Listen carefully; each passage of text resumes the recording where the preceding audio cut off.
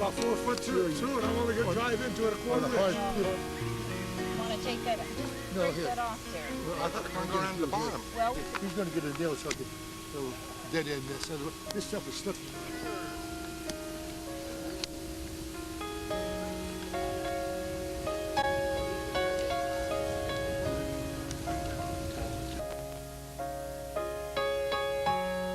and then when we got over towards, where were we? We went up to Petaluma and down. So over around Petaluma, the sun came back out. That's pretty across the Yeah. ground. Yeah. We took a scenic route. Let's see, another Bourne has arrived. This is Right Tom. on. We're going to flood you today. You haven't seen all of them. Somebody's got to come breaking over this thing now. Got the shade? That's great. Okay, right there. So we got the table in our midst. That's what I'm thinking. Yeah, that's Now these are all Bourne. good. You haven't seen any yet. And then, Mainly Bob. Yes, Bob, I met you last time. and But things I think you're going to like. oh, that's wonderful. You got fried Get it on chicken? the tape. Jimmy's got the fried chicken. Which one's Jimmy? Where's he sitting? I don't know. He begs. He goes Oh, from Ben, table well, to table. he and don't need to begs worry food. from what I saw. I'm going to get the five. Where do you want to put this stuff? Well, I'd be on one I table. have it on that. How about over there? Gee, I'll load that thing. You're not big enough. Oh. Come on, there's people going around. I did a picture. There's Aunt Jane. There's Aunt Jane and Mary. They stop to see her all the time. Yeah. Now you know that. Oh. And there's another picture of Jane down in Arizona. Let's see what else I got. That's Paul, Ma, and Jane. Hi there. How are you? And let's see, I got some here with priceless, I think. That's where I got married, Tacoma, Washington. Aww. Leave the TA off, coma. Here's a picture that I just think you can't beat. And I didn't know anything. There's Pa and Ma, Fred and Jane. Can you remember him, or do you know? Okay, now when up there, when you say Pa and Ma, That's my dad. okay, but his name is Arthur, Arthur? yeah. Okay. And your mom's name Ellen. is Ellen. Yeah, okay. Well, it's hard for me to remember. Oh, I see. There's the old man McCurdy. Right. Yes. Remember McCurdy? Yeah. Here's the picture of the first. That Well, was all of you there at the first Yeah. time. Right. This goes back when Lucille was here. Yeah. She's now dead. Yes, I know. She passed away. So I had these pictures for years, and I put that in here. And here's something you won't believe. This is the Bourne. I got out of a bunch of junk. They're all going to throw it away. This is the receipt for the granite marble deal for the graveyard. And I found it. It is made of finest Italian marble, 10 feet high, whatever, and all the description. For Zenas Bourne, that was Paul's brother who got drowned in American River in 1889. $260. $260 delivered. Listen, if satisfactory. Don't forget that. That'd be a lot of money then, wouldn't it? Yeah, but figure too, yeah, that was the finest Italian marble too. Not the junk stuff from 10 Vermont. feet high.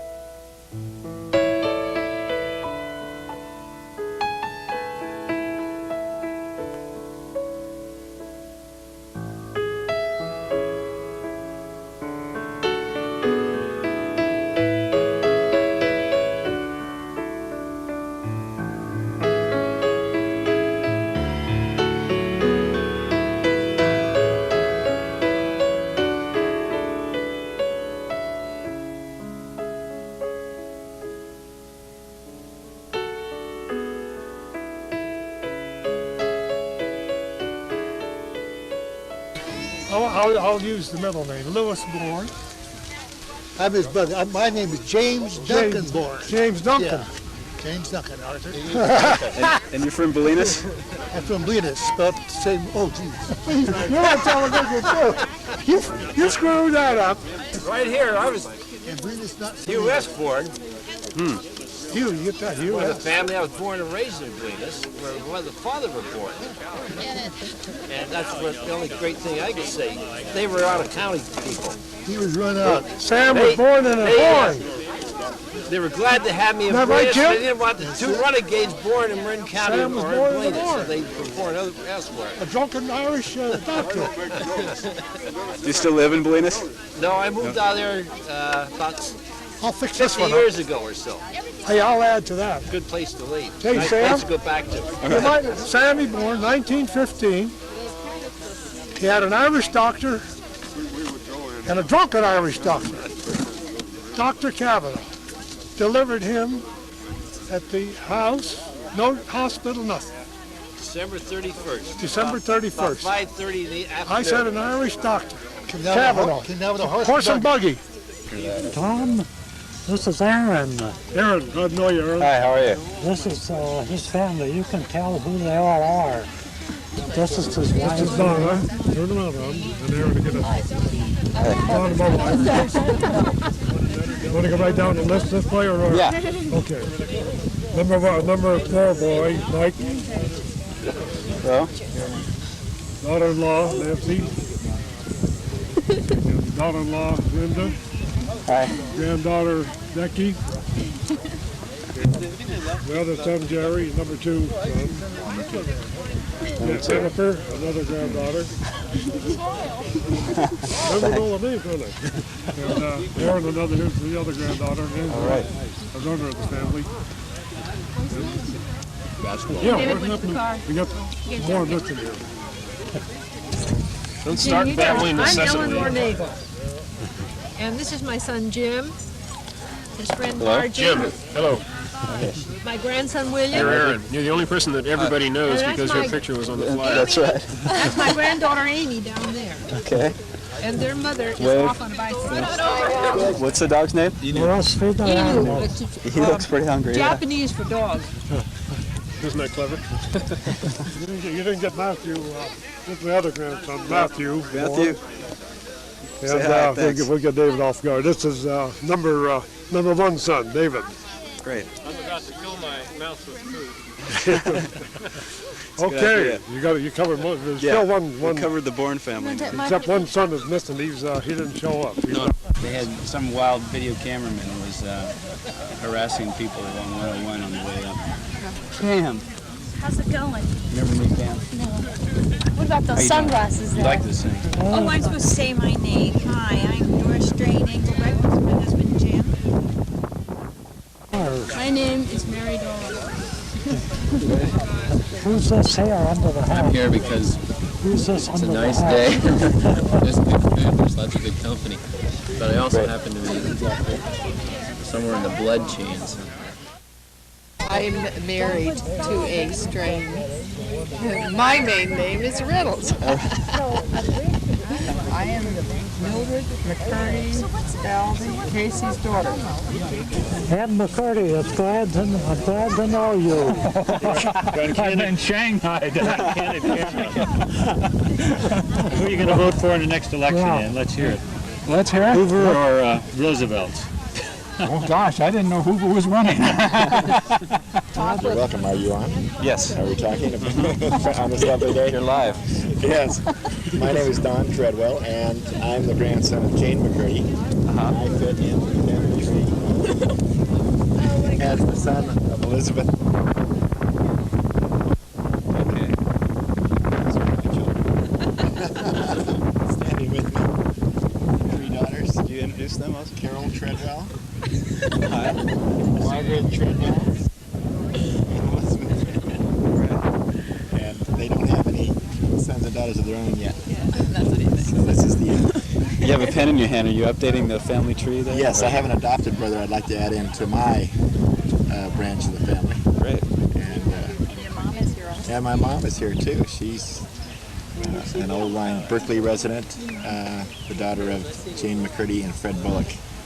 Well, my name is Betty Jane Bullock Treadwell, and the daughter of Jane Steele McCurdy Bullock. And this is the first time I've been to the reunion, and I'm very thrilled to be here. My name is Christy Brechtel. I'm related to the Strains, Virginia Swift's daughter, Virginia Swift Larson. This is my daughter, Pam Brechtel. Hi. This is my mother, Virginia Swift Larson. And this is my granddaughter, Pamela. And this is our cousin, once removed. My cousin once removed. Oh. Once added, once plus. Right. Yeah, I was the Bible bearer. What is the story And behind the Bible? What is the story behind the Bible? Well, it was the Bible was given to my daughter by my mother, and it was terrible. It was all busted up, so I had it redone. And she has it, and she lends it to me to bring down here. So that's the story of the Bible. And Jack Strain is, if you want his real age, it's in the Bible. It's all the record of anybody in here. All the record in here. All the record is in the Bible. Their ages and whereabouts. Why is it? Open up the book where all the families got their names in it, just for the hell of it.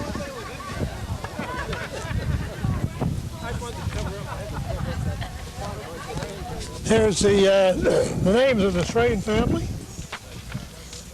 And it was recorded Harold 1904, Everett 1905, Gordon 1906. That's the dates of birth. That's the dates of birth. And they were born, I presume, in Bolinas. And then my family, I'm the next one down, and so on and so forth. Who was responsible for keeping track of all this information? My mother, Ellen McCurdy, or Ellen Bourne at the time, because she got the Bible, she kept a record of it. So I think she did anyway. I imagine she did. So then it was all beat up, torn apart, and I had it redone. It's beautiful. Yeah, it was nothing but just a shambles. When I got it, the pages were out, the back was broke out of it, so I had it done over. This is still the original cover. That's the original. That's it. Here's the original name, Samuel McCurdy. That's the originator. That's the McCurdy family, the beginning of it. Paul McCurdy. And then, well, let's see. When I had that here, what I could have done here. Their records are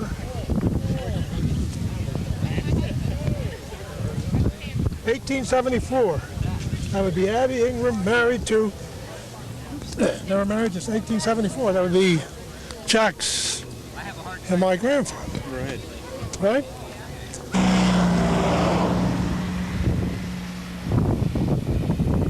This is a tree that marks the corner of the former Strain property. And it's a pretty good landmark.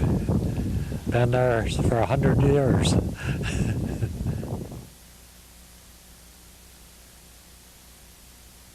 The property line crosses this canyon, as you can see in the distance, and part way up the mountain on the other side.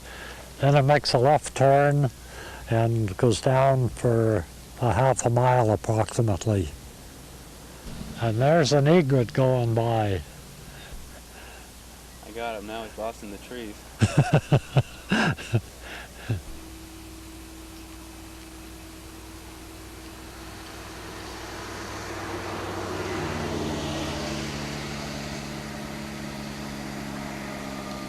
This is the wagon shed, and it's been changed a little since we left, but it's more or less the same construction. And that's a garage now that the Waters keep their car in. That's Tim Waters and Molly Teixeira Waters. And they live behind you here in this used to be the horse barn back here, and they have the living quarters upstairs in it, and they have it fixed up real nice.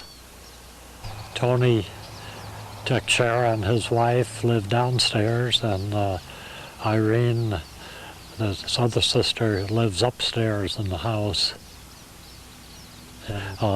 At one time, when we were little kids, about 4 years old, a neighbor's helper was putting new shingles on the roof of the barn, and Everett and I climbed up the ladder and got up on the roof, and it's pretty high, and when my mother saw it, why, the fellow that was doing the work caught hell for letting us up there, and here we were behind him, and he didn't know a thing about it. When my dad ran the ranch, he planted all this was a nice apple orchard, and we made cider with some of the apples and hauled some to San Rafael and shipped some to down to San Francisco. This was when we came with a wagon load of hay, we'd stop right in front of where that addition is onto the barn, and then you'd have to pitch the hay into the barn and all by hand push it around to build it right up to the top of the roof. And then we'd drive right out with the wagon. And you might have noticed coming down the grade there by all those eucalyptus, that used to be just one lane dirt. And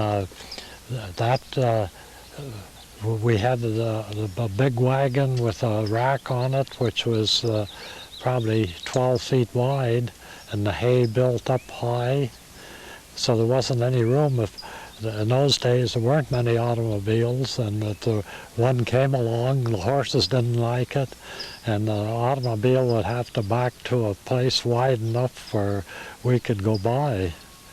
So it made it kind of inconvenient sometimes, and they passed a law in the county that certain of these roads didn't allow automobiles on. I don't think they ever took it off the books, but no more horses to scare. This building is a milking shed that Teixeira's built. When we were here, that was the original home site of the Strain family, right where that building is.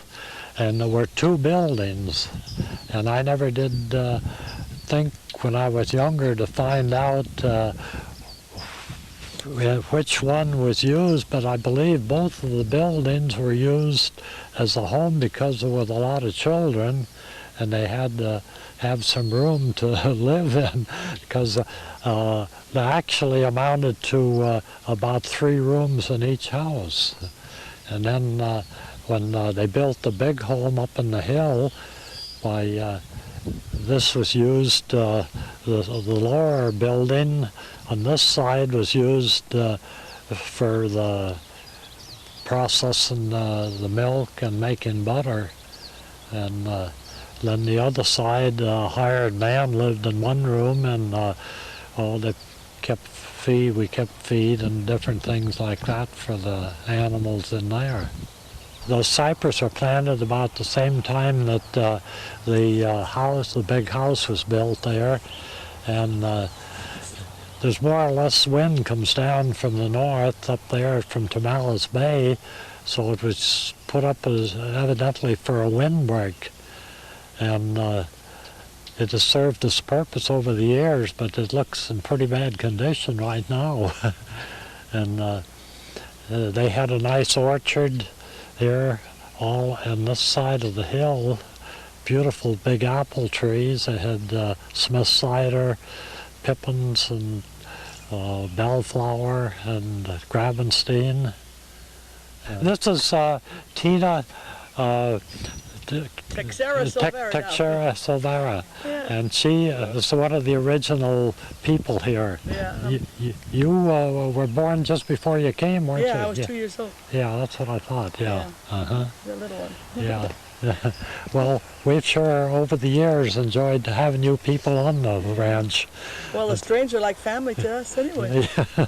Ella we used to call Ella Molly's grandmother. Oh, Yeah. Ella kind of favored Molly a lot over us kids.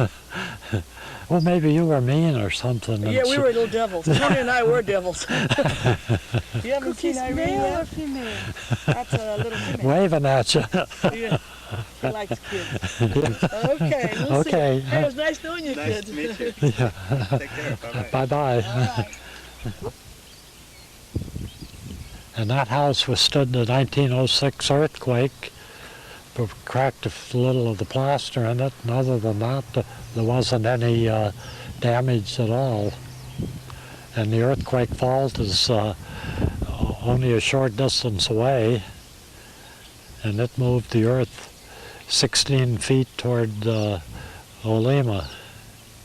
I was born behind that lower left window, October 18, 1906, and the house is full of bees up in the attic, and they've taken out gallons of honey, and it dripped down through the plaster. See, now that's one of the original apple trees right there. And I guess that's about the only one left. There used to be some nice ones here, and we had a press where we'd put the apples in and grind them up, and then they go down just like a wine press that they have, and squeeze the cider out, and we'd make quite a few gallons every year. Any of the apples that weren't fit to ship or to keep, we'd grind them up, and the worms made a little more juice too when they were squashed. See, that whole side of that hill, up you can see the pine trees. It looks like the bark or the limbs are off. That's a property line right on this side, and all over these other big trees up here to the right, those are redwoods. They were there when we were there, here, and the rest of that was all cleaned off. They cut it for firewood, my dad and the man he had helping him, and he raised up near the trees in the top, he raised peas, and then hay down on this side and potatoes on this side, and that you wouldn't believe it, but that's all grown up since we left in 1920. And the Park Service wanted to know how long it would take this area to go back into wilderness, and I said, it's already gone back. See where this shed is here? Mm-hmm. There used to be a bigger building, built a little differently. It was a chicken house, and when we were kids, it was our job to come down every night and put a board over the little doorway where the chickens went in and out. And this night, Everett and I came down to do it, and I'm not sure if we put the cover over the door, but just sometime a mountain lion let out a terrific blood-curdling scream out here in the canyon someplace, and I don't remember which one beat us to the house, beat the other to the house. We weren't about to go back and see if we'd put the cover over the entry, so my dad had to go and look. You can see that little footbridge over there. See where it is there in the shade? Well, the first fish I ever caught, there was a hole in the creek right under that bridge, and I caught a nice trout about 8 inches long, and he had a crooked back, and that was the first fish I ever caught.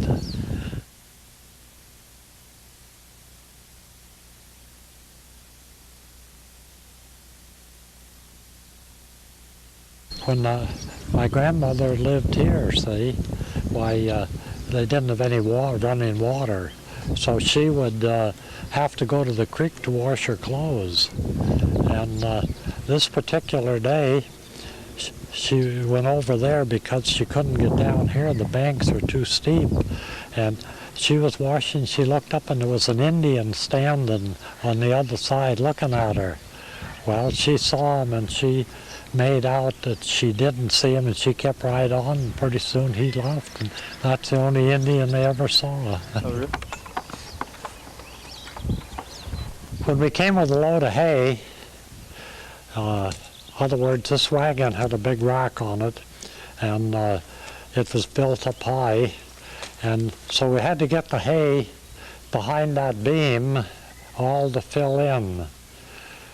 So at that time they had a fork, a metal fork that was pushed down into the hay, and then you pull a couple of levers up which would put two horns out at the bottom where it was down in the hay, and then the rope went up and threw a pulley up there, and then the rope went down to the outside of the barn and down, and then another horse, my mother would lead that horse, and it would pull the hay up, and when it hit a certain patent deal up there, that whole thing would run down that track, and then whoever was on the wagon, they would jerk a rope, and those two horns that were holding the hay would go down, then it would drop the hay.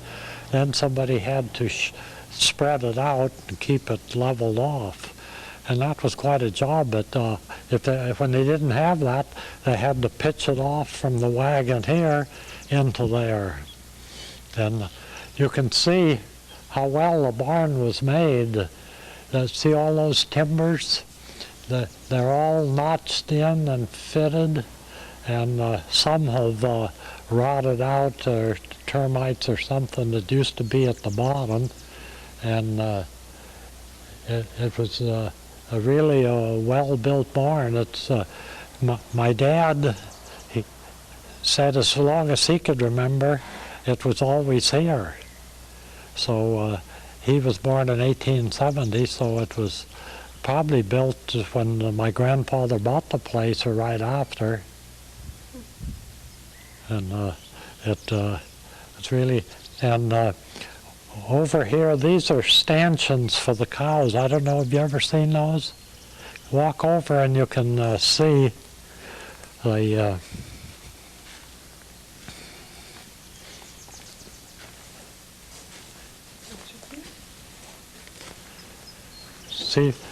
the cows all know their place. In other words, I don't know how many went on the side here, I forgot, about 25 or so.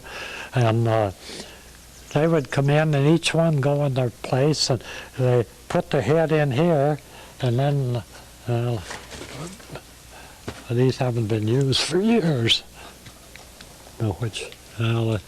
So gummed up. Anyway, they put their head in, and then this would come this way, and it would lock them in. They couldn't get out, see. And then they milked the cows while they were in the barn here. And when we were here, there wasn't any electricity, so only just those old kerosene lanterns. So they'd start milking at 4:30 or 5 o'clock. And in the wintertime it gets dark early, so my mother would come down. She would get dinner fixed so she could get it in a hurry when they get through. And she would sit and read a book to my dad and the helper while they were milking. And that would probably take they would be at least 2 hours milking, and then 7 o'clock, they'd be through, they'd go and eat dinner and then come back and let the cows out, clean the barn, and so it'd be 9 or 10 o'clock before they were through with their chores. And in summertime, Well, when there wasn't anything to do, they'd go cut wood. And it looks different in the modern place, doesn't it?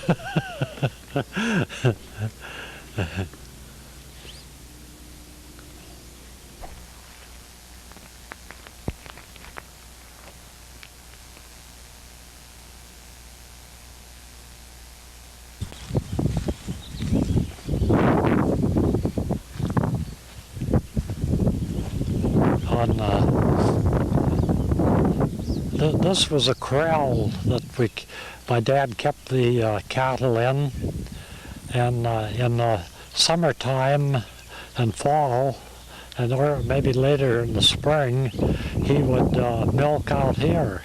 Well, when the big earthquake came, he was milking right underneath the end there, and he thought the barn was going to collapse on him.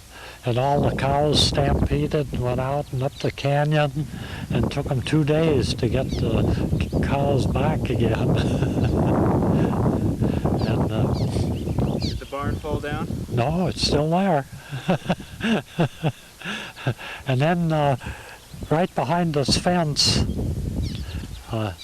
that was where he kept the pigs, because we had a lot of he skimmed the milk, separated it to get the cream off, and then that what was left, he had a flume across the creek and over and run it into the troughs for the pigs to, he'd feed them, mix it with different kinds of food. And one time on the pigs, when they got up, well, they weigh about 250 pounds, he would load them on the wagon and take them down to Bolinas and load them on the boat there, and they'd take them to Butchertown in San Francisco. So this one day, these pigs, they're pretty rambunctious, so my uncle was going to go to town with them, so he got cleaned up, and my dad hadn't been able to get the pigs then onto the wagon because they had to go up a chute to get on. So my uncle got down, he was going to give him a hand.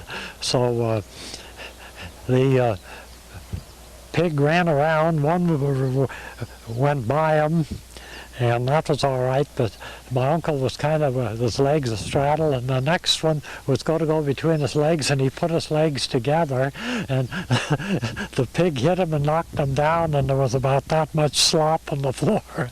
So he had to change his clothes again. That was my Uncle Will. With dairy cows, my dad had a lot of Jersey, because he wanted the butter fat. Holsteins give a lot of milk with not much butter fat on it.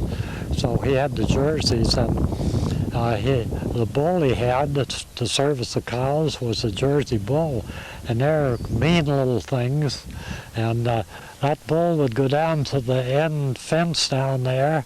He'd go out through the fence, bust it down, and walk down 50 feet and come back through it again. So one day the bull was in the corral here, and he was pawing around, and my dad got the shotgun, and he was standing on the other side of the creek there, and he let him have both barrels, and boy, that bull tamed him for a while.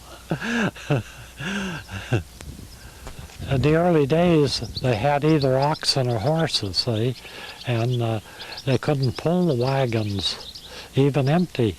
Coming down, I don't know if you saw the place that said Park Trailhead, and then there was a pretty steep stretch going up straight.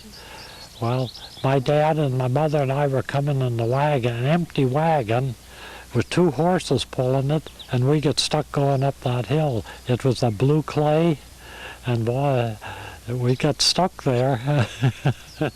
And took a long time. Finally had the horses swing around and pull the wagon loose. And so, and this, my dad said, he was 10 years old, and he hauled a brick. That house is set on a brick underneath. And said he hauled the brick, but I never inquired where did he haul them from. So I have my own thought maybe that they brought them in a big wagon with a couple, 3 horses pulling it to the foot of the hill there where we came in, and then he used a horse and the cart to haul them up the hill. That's just a guess. I don't know. So that's all we can do in some things now is guess. Well, let's look where my grandmother washed, if we can see it. That's over here. It's right beyond those trees. Those are alder trees. And there weren't any there at when she used to do her washing. And the reason she washed there was the only place she could get down to the creek. There wasn't any steep bank. And one day while she was washing, she happened to look up and there was an Indian standing gazing at her. So she made out she never saw the Indian. And when she looked up again, he was gone, and that's the only time they ever saw an Indian. Yeah, you can... You never saw any Indians? No, there were never any. They stayed up around Tamales Bay more. They were mud daubers. They covered themselves in mud. Didn't wear any clothes. Wow. Yeah. I forget the name of them. They had a name. Filthy, I guess. My dad built a dam up the creek about 1/4 of a mile, and then he had a wooden flume that he built it so high enough that it would come down and get up onto this flat area. And he had a ditch all the way down, clear halfway to the end of the property line. And all this was kept green in the summertime with pasture. And then below where the corral was there, that he planted corn and had a big vegetable garden, and more than we could eat ourselves, and some of that he would ship to San Francisco. And then when the corn was through, why, when he couldn't sell for years, why, he'd chop that up. That was one of my 2 brothers and my job to bring that corn into the barn here and chop it up into about 4-inch long pieces so the cows could eat it easily. And that was one job we didn't like, because we had to go out and cut it off and load it in an old cart, 1-horse cart, and bring it in, and then unload and take it in and chop it up. So it took us, well, to do the whole thing, probably an hour and a half or 2 each day. So we were glad when the corn was through. Yeah, we bought the first car in 1914. Yeah. What kind was that? It was a Studebaker. And the roads were bad. As soon as the first rain came, you put the car in the wagon shed and jacked it up and left it there till spring. And my dad took care of the road some. With a ranch like this, you'd think he would be working full time, but he would find time. He would work hauling rock and filling in the worst holes so they'd be passable. And he, you know, when we stopped up there at the end of the ranch, well, about a mile on the other side, the road used to go around in the canyon, and he would take the wagon and a pick and a shovel and pick the rock loose and then bring it down wherever it was needed. And I said he had the first bottom dump truck there was, because he would take the bed off of the wagon, and there's a front bolster and a back bolster, and then he'd put 2x4s on edge and to throw the rock on top of that. Well, when he got to where there was a hole, he would get over it. He'd pull up a 2x4 a couple times, to couple of them, and let the rock run out. If he had put the 2x4 flat, it'd be so heavy he couldn't have lifted it. So that way he had this bottom dump and didn't have to shovel it out of the wagon. See, they put all the wire around a lot of deer up in this area, and they have to protect anything that the deer like with the wire around it. We used to go up, well, up there where I said the property line was, where the bare spot in those pines, those big pines. Well, on this side, my dad always planted peas, and the deer used to like to come and eat, so we would go up along the edge, and we could get all the deer we wanted. In fact, too many. My dad would give us hell because we'd shoot a fawn or something. Where that kind of pasture goes up to a V there. We called that Clover Flat. There's kind of a spring from up in there, and that used to stay green quite a bit. I don't know if it still does or not. There was a big slide on the side up there, and that might have cut it off. And there's a trail up, well, you can't see it from here. It goes in off of the pasture, or off of McMullen Flat, and goes up and right up behind those trees and up to the top. And that used to be, I don't know if they went up with any wagons or it's just a sled, because down the other way at the end of this ridge, that's called Pablo Point. And there was an old fellow, Pablo, lived there, and I don't know what he wanted to haul up, whether it was booze or something like that.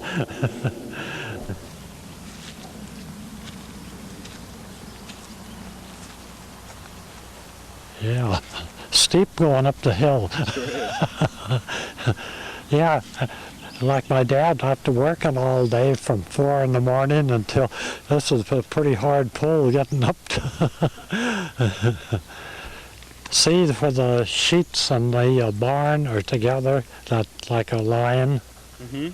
All right, right where they end, where I am. Let's see, maybe they're different from you. Well, just where they end and maybe a little bit above, that's where the San Andreas Fault goes down. Right through the meadow there. Yeah, it goes right down, and see those rushes, those kind of green clumps? It goes down through there. They dug it out here, 5 or 6 years ago to find the exact fault line, and it was too wet, and they didn't get a real good sample of it. They dug out up there by the park headquarters, and they say that's a real good one. But this, behind these first trees here, there's a low spot, and the water stands in there and keeps seeping down, and they didn't get a good one there. The Geological Survey, they put a monument there so they could check to see if there's any movement. It's about, well, let's see, well, I can't tell where this post is up in the milking shed. I think it's just about over the top of that. Well, I don't know whether the gate works or not.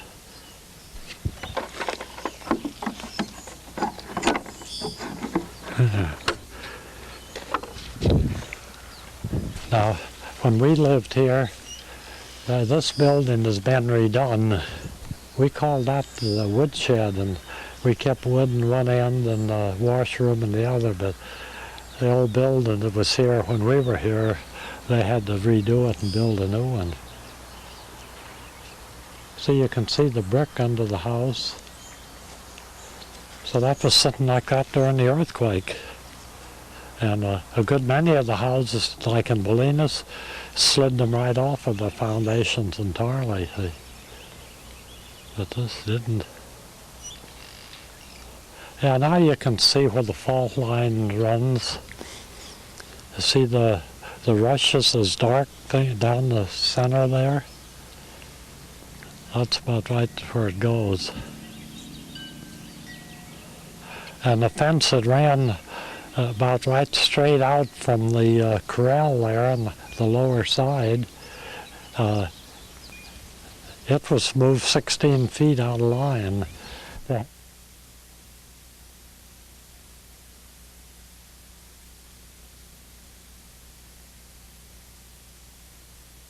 Before we left here, my dad was looking around for a place, and we were going up to Woodland to look, and the night before the bees had swarmed, and he had put a box out here in the back, and a lot of them had gone in it.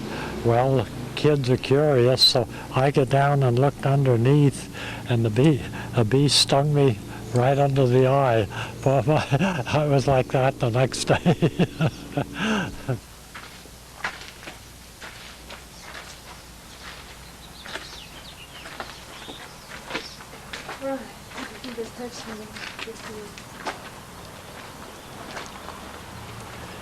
My grandmother used to take care of the garden in here when she was alive, and up until she got too old to do it.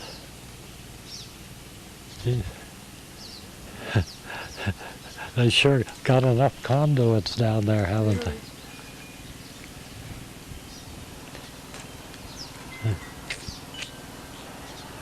One of our jobs when we were kids was to pick up these magnolia leaves. We used to scream our heads off. Now down home I got 3 of the trees.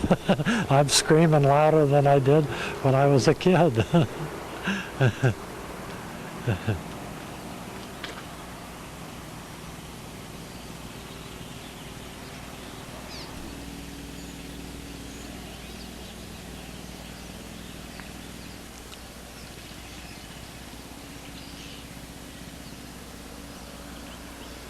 See, this front door is a double front door in the house. And Henry Strain said he wanted a double, so when he died, they could carry the casket out without tipping it up. That's a bedroom there. This one is the bathroom. And then there's 2 more bedrooms behind this one. And then there's the kitchen and a dining room and a big pantry.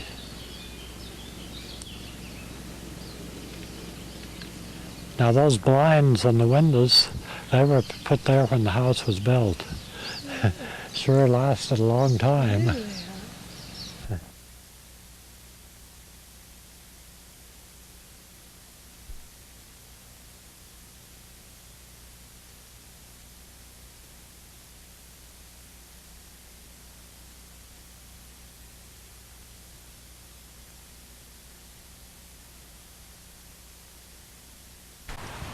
Well, that's a cedar tree. That came across in the ship from the East Coast, that big cedar there.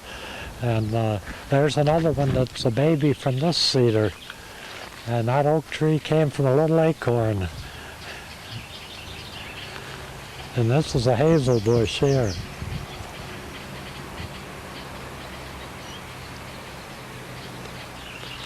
Yeah. Big redwoods down that canyon, too. That's Pablo Point that runs down, see?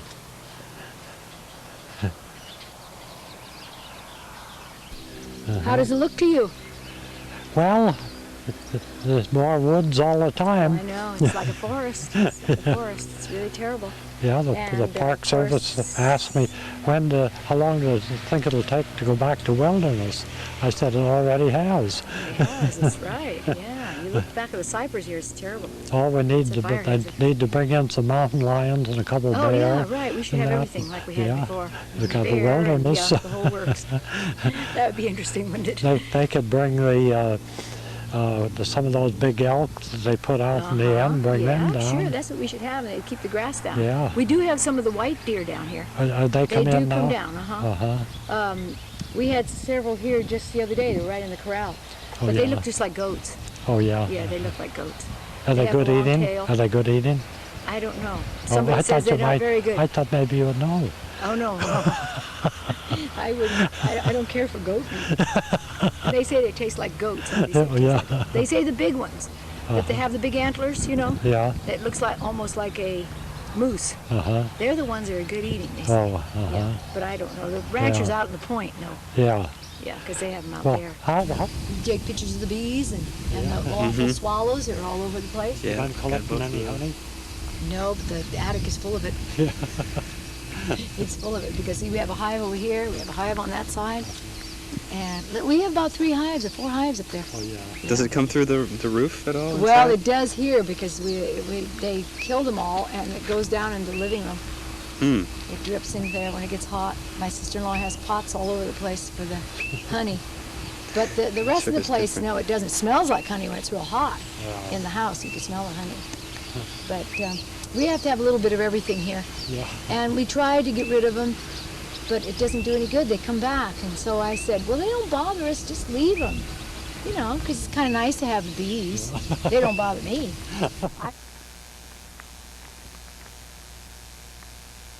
Now the McCurdy Ranch is over where those trees are, and the big home is right almost behind that telegraph pole, and then the barn was to the right of that, and the dairy was down in those where the redwood tree is now, and they had horses, and the horse barn was over here where you can see the top of that pole. Well, our horse barn was to the left of that a little bit. And the Park Service, when they took it over, they demolished all the barns and buried them. And up in the hill where that pole is, that's where the water tank was, where they had the water for the house and the barns and all that. And it came from the canyon over the summit of the hill there. And that, where the water came out of, was called the Cronin Gulch. And do you want the history of the Cronin Gulch? Sure. Well, Cronin and his wife lived there, and his wife disappeared. And he said, oh, she went off someplace traveling, and in the meantime he had built a duck pond, and they thought it was funny because he never was into things like that, and they got suspicious after the wife didn't come back, so they dug up the duck pond, and the wife is buried under the duck pond. Do you remember why or when we got into having a family reunion? Yes, it was at your grandmother Mary's funeral. That's right. But I can't remember the year. What year? 1977. 77. So we had our first reunion the next year then. 1978. Okay. And we began talking about how sad it was to only get together at funerals. That's right. And that's all we did. Yeah. You know. So that's how you went ahead and did this. Yeah, now, but you no, helped me. No, I didn't. I mean, You I said, prodded wouldn't me it, along. I said, wouldn't it be nice? But you're the one. She's the one that did the work, not me. Yes, Virginia What work was deserves. involved? Oh, she deserves all the credit for getting this whole thing together, getting it started. All of the work on the family tree and I have to say the family tree, however, is really, I give the credit to my grandmother Mary. She is the one who had written down all of the family members, who was who, and I had to put it in order and make some phone calls and write some letters. But if she hadn't had all that information down, there's no way in the world I could have followed through. Yes. And Doris has prodded me along every year, and that's what's made it fun. Oh, it's really wonderful to have this, and I'm really grateful to you for going ahead with it. And I'm sure everyone else here is too. How many have there been? This is the fifth one. We have them every other year, every even numbered year, and this is the fifth one. 78, starting at 78. How many have the attendance? How many is the most you've had? I don't know the most. We usually have around 50, and I think there are about 50 members here today. It goes between 50 and 60. It's nice. My dad, Herb Strain, would be happy to be here today, but he's in Fresno with my sister. And this is the first time he's missed. Yes, first time he's missed. He's our elder statesman. Yes, he will be 88 in December. Wow. And still lives alone in Napa, takes care of himself with the help of my daughters who go in a couple of days a week, and I go up, and but he does well. Was he raised in Bolinas? No, he was born in Crescent City, and he never lived at Bolinas. They visited. He has memories of visiting the house. In fact, I think, and I wish he were here to coach me on this, but it could have been the day that Jack was born. They were there at the house in Bolinas, and my father fell down the back steps in the house, the stairs inside. And he said that he didn't get one bit of sympathy for falling down that flight of stairs. Everybody kept shushing him and telling him to be quiet, he would disturb Mary. And he says he will always remember the day that, and I'm sure it was Jack was born. So, but I can remember going to the big house, but not probably more than, or maybe my memory fails me, possibly, but 2 or 3 times. It's a beautiful place.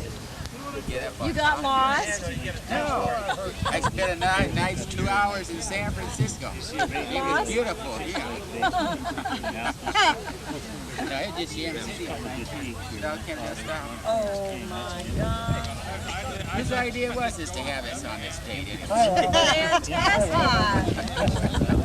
I couldn't hear. Talk to him. Introduce yourself. You're on television. Introduce myself. I'll turn the hearing aid on. Al Nagel from Sacramento. Married to Eleanor Bourne. There. Oh, so that's, and you're Eleanor. The good half. And have you come to all the family reunions? You better believe, if it wasn't for our side of the family, sometimes there wouldn't be too much here. That's right. You know, the Bourne, McCurdy Bourne. How does the Bourne part of the family? I'm estranged, so I'm not really familiar with Well, my mother the... was a McCurdy, and so she had 5 of us, 4 sons, and this one here, and then all our progeny. So when we all gather, we represent quite a good. Yeah, I tend to think of the family as being as being all those women. Yeah. That ever knew them. My mother And had, it was Ellen and Jane and Addie and Mary and all those women are the ones that I think of as being the ancestors. And then whoever they happen to marry just happened to be to come along for the ride. Boy, what a ride. Oh well, my mother's brothers were 3 of them, but then they were all died at fairly young ages. Did you grow up in this area of Bolinas? No. Oh well, let me say this area. I'm in Olema. Pardon me. I grew up in Bolinas. Yes. No substitute for that. On the McCurdy Ranch? No. No. No, down by the Had a farmhouse right near the school. right next door to the grade school. Well, this is the schoolhouse I went to from all the time I was in grammar school, and I graduated out of here in 1920. And it's one room with a little library at one end and a little ante room in the other, and that's about all there is to it. They put in toilets here about the time I left the school, and when I left there was only 4 other students remained, and I believe they went down to the school in Bolinas. And this now place was bought by Rose Briones, who was born up at Dogtown, and she passed away, and somebody else inherited. Who it is, I do not know. And that's about the story. Who all used to come here with you? Well, Harold and Everett, my two brothers, and two Bourne girls from down where the Audubon Society is, and three Nunes children from Stimson Beach, which was called Willow Camp. And occasionally there'd be another in, but not for any length of time. Well, there were the DeFragas, Harold and Ed and Caton DeFraga. So they all finished school and moved to the DeFragas moved to Palo Alto in 1922. See, the instructor was, she became my aunt. Her name was Mary Ellen McCauley, changed to McCurdy when she got married, and then there was another woman, Miss Lenny, and Miss Teresi, and Emma Jennings. And they boarded with Mrs. DeFraga on the McCurdy Ranch. I understand that it's a Peter Bourne, a relative of yours, that he built the house where the Audubon Canyon Ranch is. Yeah, that was my grandmother and grandfather's place. Probably my grandmother built it, knowing my grandmother. How did it come about that it became the Audubon? Well, after my grandmother died, or many years after she had died, the ranch was sold, and it went through, I guess, several different owners, and then I guess the Audubon Society decided they wanted it because it was just a natural for some of the birds and whatnot to live. So in 1969 they had a dedication ceremony there, which I wasn't able to attend. And my mother was honored because she, having the last name of Bourne, she couldn't quite make them understand she was not really she was a Bourne by marriage, but not from the original family, but that was close enough. And so she was given special honors. And my mother sort of delighted. She said, I felt like telling them that the way this ranch really got started was that Granny Bourne used to trap quail and send them to San Francisco. And the Audubon Society. And the endangered species. Birds. But she sold quail. I guess people, I don't know, it's to hotels or what, good eating. But anyhow, that's somebody in your family was also involved in the shipping of lumber. Well, my father worked on the Owl, and maybe the Jenny Griffin too. I don't remember. And tell me a little bit about that. What did they take to San Francisco? Anything that needed moving. Mail and people. People and livestock. And then they hauled the food and etc. in from San Francisco. And it was always a great event. When the Owl would come in, everybody was down at the wharf to greet it, and it was like a ceremony. Where would it originate from? The wharf right there in Bolinas? Yeah, there used to be a wharf. There still is, but it's got some houses built up on the pines. Well, the wharf is gone now. There okay. isn't. Just you really wouldn't know that as I remember it. But especially on summer evenings, it was a big event to go down and watch the Owl come in the channel. And if there was a high tide running, it would zoom out around, and Captain Petar would bring it up to the wharf and tie it. And then I can understand as a mother how my mother used to feel. I'd jump off the wharf into my father's arms, and being the only girl. Right. And that was my big greeting, or else jump and catch on to the rope ladder that was on there. And then eventually the automobile and the trucks and so forth, and the Depression had a lot to do with the demise of the Owl. This I found. This is the name of the Baker Hamilton Pacific, but now it's Baker Hamilton now. And Luff, the bill was made out to Luff, and Luff is a relative of Jack Strain's. Luff is a relative of yours. Right. Okay? They bought this piece for a plow. $1.75. Now, if you know what the beam of a plow is, it's that big chunk of oak that the handles are attached to that the horse pulls off. Oh, yeah. Now, that piece of oak or that beam, just guessing now, I don't believe you couldn't get the oak to begin with if you could get it. It's good a piece, and I would say, maybe $300-400 if you could get it. If you could get it. So they give you $1.76. I'm going to take a picture too. Okay, that's only 4 miles. Yeah, if it's Auburn. Okay, my camera's not that wide. You got to get in.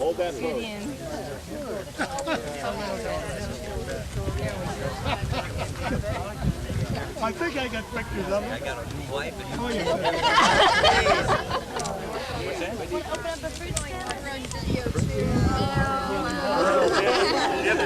Dear, can I have these 2 albums? I got some pictures.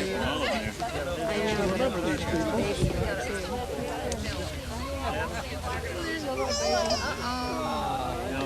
Are you a former citizen of Bolinas? No, I was born and raised in San Francisco, but raised in San Rafael. In Illinois, my wife, Eleanor Bourne. When she started work, after she got out of college, she stayed at our house in San Rafael. That's how I met her. Oh, really? He was a boarder at our house in San Rafael.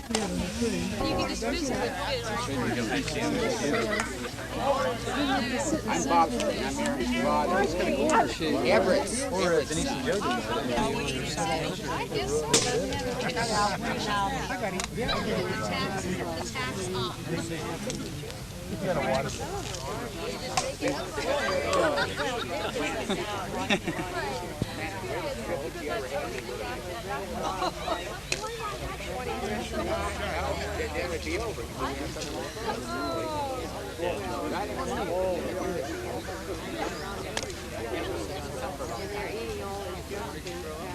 Well, I'm Edith Willett, and I'm Hugh McCurdy's granddaughter. And my mother is Mildred McCurdy Falvey Casey, who has sent this letter that I am to read to you. Earthquake Day was April 18th, 1906. On the day of the earthquake, I, Mildred McCurdy, was 5 months old. Edith and Hugh McCurdy, my parents, and my dad's older brother, Uncle Alex McCurdy, were living in a little white house, 2 stories, on the left-hand side of Main Street, Bolinas.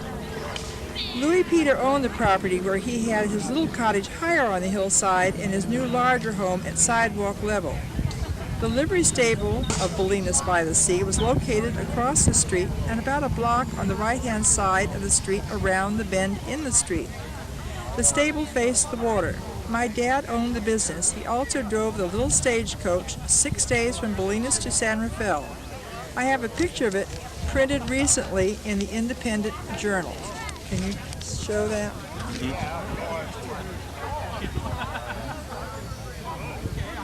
Okay. 3 days a week, he would take the passengers to San Rafael by way of West Point, stopping at the hotel there to pick up more passengers and mail. The other 3 days, he would go by way of the grade that winds up past the Wilkins Ranch to the top of the ridge, then down to the bottom, which at that time was at the bottom of the hills. Later on, that beautiful part of the country was covered with water that forms Lake Alpine. While in San Rafael, leaving off passengers and mail, he would also pick up passengers who wanted to go to either West Point Hotel or on down to Bolinas and the mail. Many of the little ladies of Bolinas would prevail upon him to buy little sewing articles for them that they could not buy at the general merchandise store. He also brought back fresh bread for the store.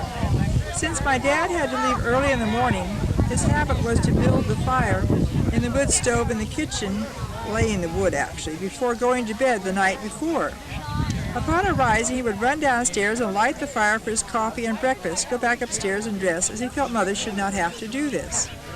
I remember him saying that he did not know why he did not follow this routine the morning of the earthquake, other than he had a feeling he should not, but dress first and then go down, which he did. If he had started that fire in the stove, the home would have burned to the ground, as he was only downstairs a few minutes when the quake came. The little home was shaken from its foundation and slid down the hill a little ways. In the commotion of my parents and Uncle getting out of the home, they looked at each other and only then discovered that none of them had baby Mildred. Well, Uncle Alex said he would return to find me and that my dad should stay with my little mother, who was so upset. Uncle Alex had to go up higher on the hillside and run and jump onto the roof of the home, and then found the window jammed. He kicked in the panes, entering the upstairs that way. He looked in my crib, no baby. Looked around the room, still no baby. Went into the other 2 bedrooms and did not find me. He then ran back to the window and shouted down he could not find me. Someone must have me. All declared they did not, so Uncle returned to the baby's bedroom, but this time he looked underneath the crib. There I was, fast asleep in the far corner of the room on the floor. He reached in under the crib and grabbed hold of one of my legs and pulled me out, ran to the window and dangled me out of the window by one leg, saying he had found me. Poor little Mother and Father, too, who were more upset with the manner their child was being held, but very glad she had been found.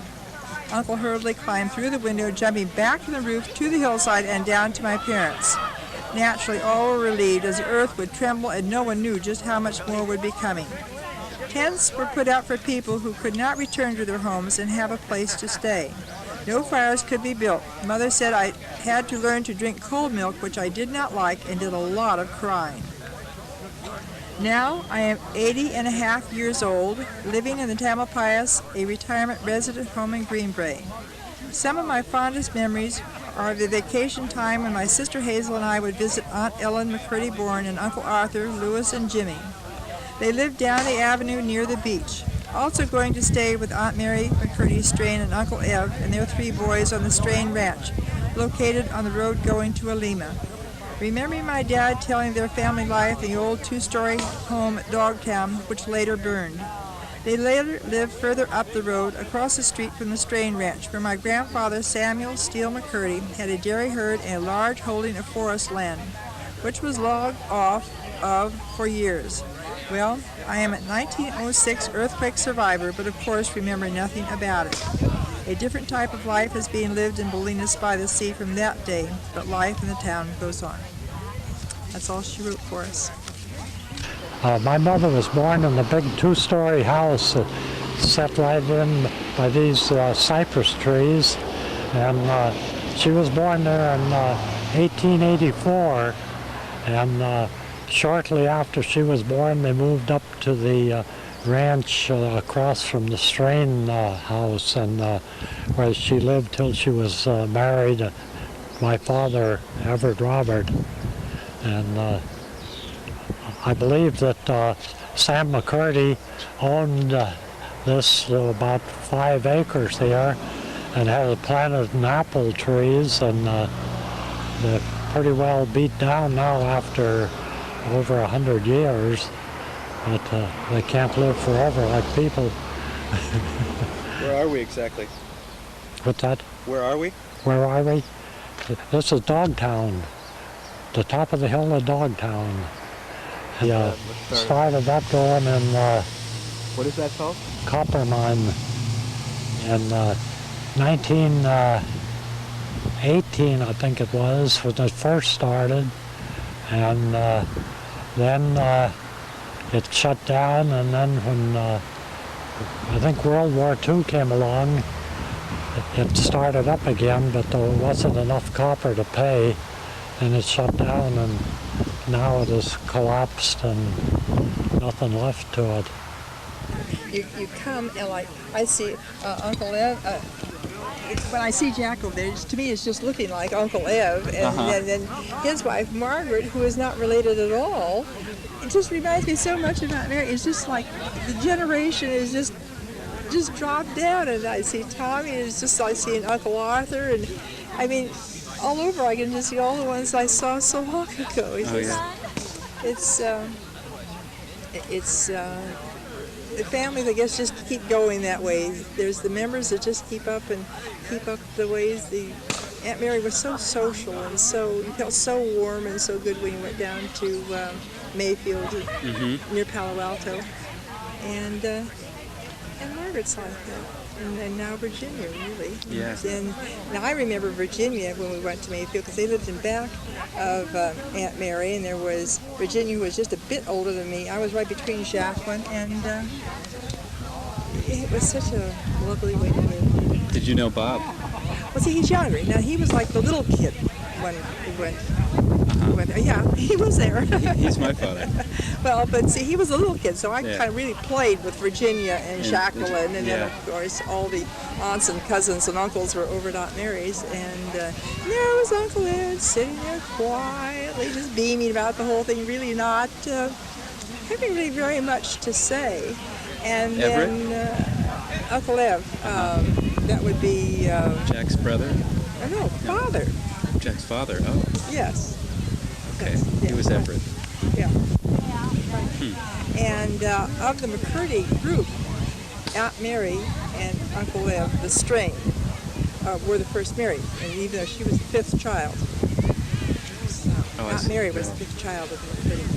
So the boys came first. Yeah. It's interesting. And then it was kind of a problem.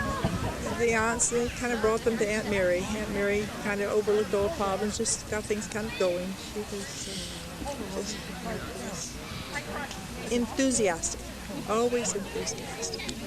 And then Aunt Jane was so ladylike, and Aunt Addie was so elegant. Then you went to Bolinas for Aunt Ellen, and masses and masses of people. Never ever bothered to straighten them out. They just came in, sat down, and when those people got up from eating, the next group of people just kept coming. In Bolinas? Yeah, right down there next to the school. And at the house that it's there, right next to the school there. Yeah. Now, it's part of the school now. And but the thing was, you come in and you were expected to sit down at this endless eating table, and then as you got up, somebody else just came. It just never seemed to stop. And Aunt Ellen was the stove, and she just kept talking, and the food just kept coming all the time. And there was Uncle Father just sitting there calm and beaming and so pleased with the whole thing. Now, the Bourne ranch that everybody goes to see, the Audubon ranch now, that's where Uncle Arthur was raised. Right. His family and his brother kept it on, and they lived there for some time. Yeah, we haven't caught it yet. Y'all okay? Jim is It's Jim here. What about me? I don't know. He ought to be in the park. Yeah, it was a good gift one. Are you through? You're a tickler. Oh. Okay. Everybody over here. Oh, dear. Oh, you. Oh, sorry. One more time. Knock that off. You just stand there. Fold your arms. No, I was just excusing you. Yeah, the original pictures. That was good. I was the daughter of Jane McCurdy, and was raised in Berkeley and spent a great deal of time in Bolinas and Marin County with her, and therefore was totally familiar with and crazy about Ellen Bourne. And had a lot to do with Mary's train too when I was a child. We always visited back and forth. So you come to Bolinas and visit? Oh yeah, very much so. What are some of the memories you have of this area?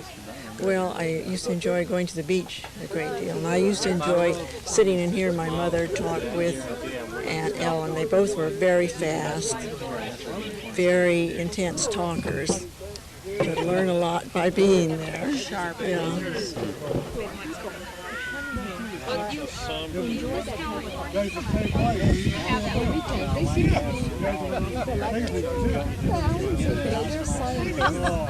That's why people run away from it.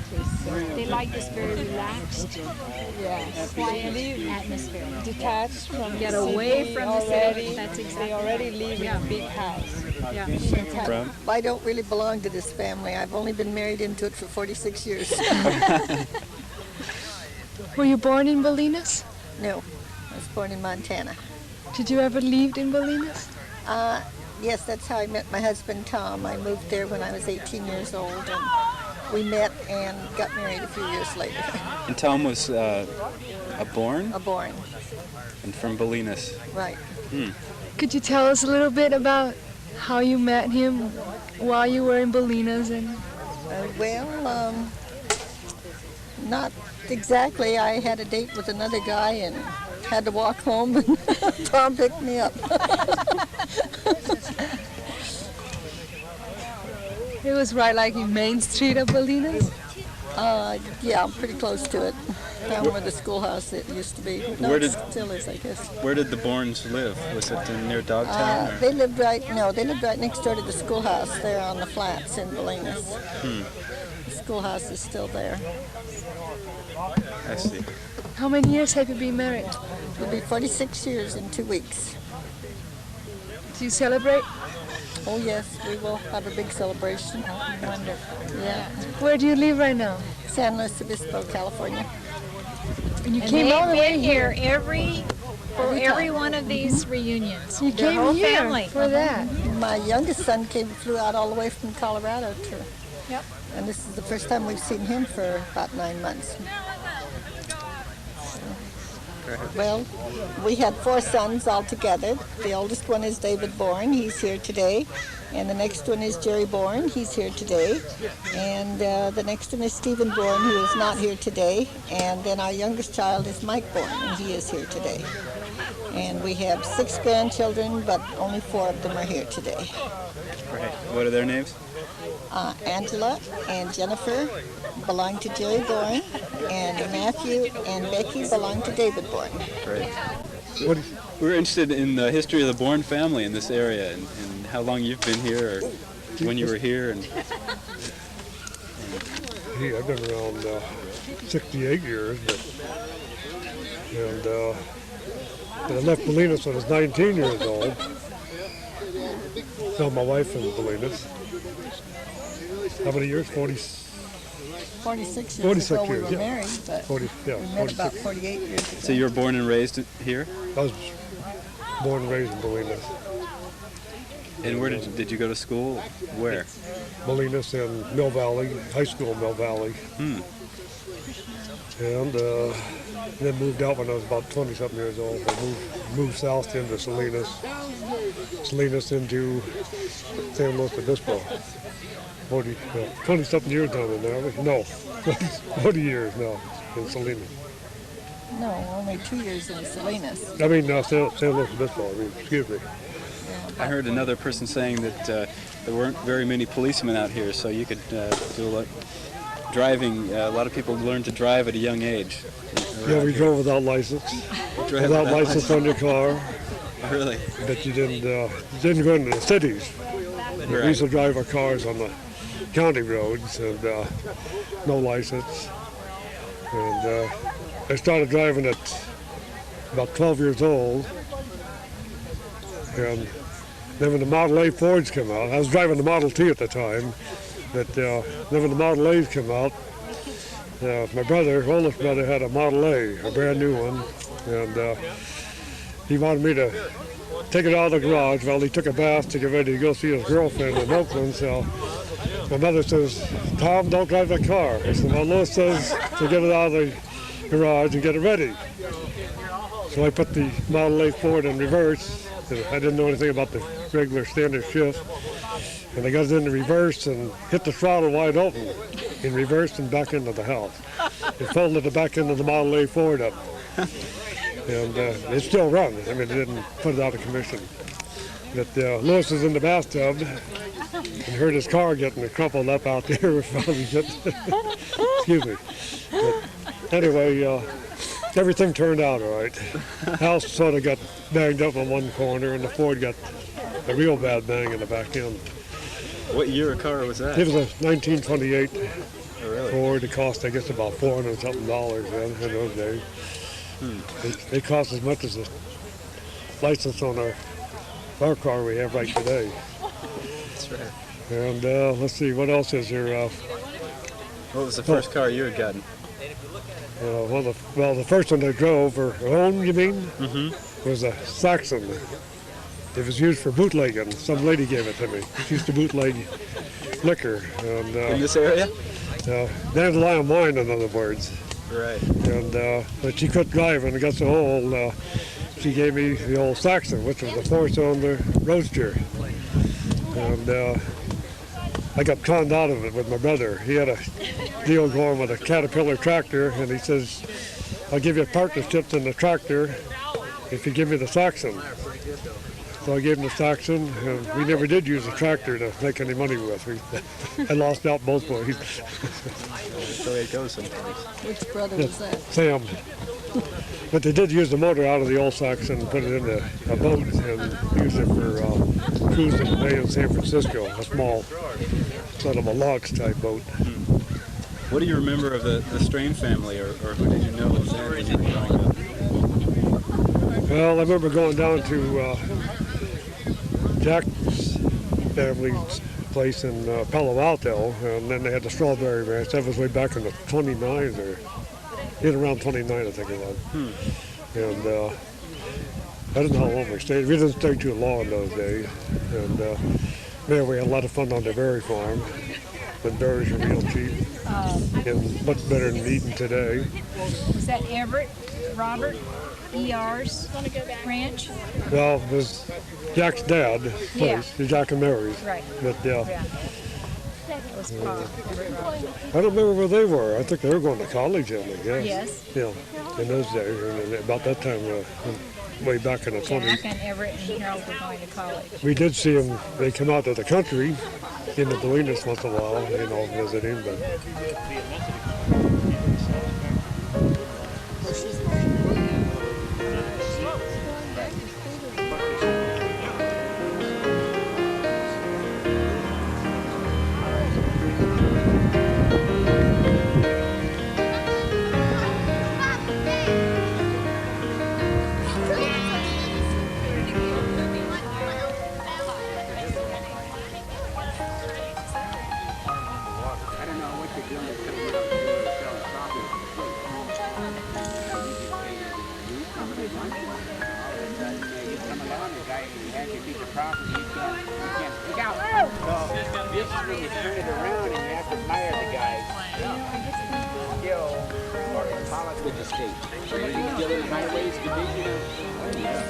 Thanks so much. Thanks. One of the nicest things that's been said to me at these reunions is that some of the people have met relatives and become very close friends. Relatives that they hardly knew before, and now they've become close friends as a result of this. That, to me, is the best part of reunions.